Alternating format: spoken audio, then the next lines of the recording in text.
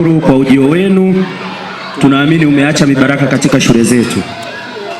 Ndugu mkuu wa wilaya, tunalo grupu letu la mtaa wa Sabasaba ambalo limejumuisha watumishi na wananchi na watu mbalimbali wa wilaya Tarime. Hizi taarifa zilitoka muda mrefu sana, na wakati nikiwa hapa niseme tu kile nilichonacho. Kuna ndugu yetu William Otaigo alimaarufu Milani ametuchangia gunia moja la mahindi ambalo liko keshi kwenye simu yangu hapa. Lakini vile vile tunaye ndugu yetu anaitwa Jackie Kangoe, na yuko kwenye ile grupu, naye ametuma gunia moja la mahindi hapa. Lakini tunao watu wa soya, najua wajaja bure hapa Soya Limited pamoja na mwenzako Dani, basi mje mtuambie mnatuchangia nini hapa. Tumezoea watu wengi wakitoa ahadi kufuatilia na kuwa shida.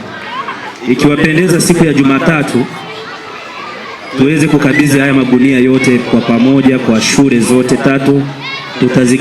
Tutawasiliana na mratibu elimu tuone namna ya kuyagawa kwa shule zote.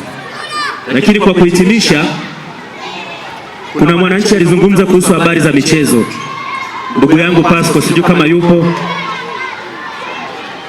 alishaondoka, na kwa kuwa alizungumza kwa watu wengi, tulishagawa mipira. Mimi kama mwenyekiti nimegawa mipira kwa shule zote tatu, na siku ya leo nimezungumza na wanakuwa michezo, na si kwamba kila anayesoma hapa lazima ataajiriwa.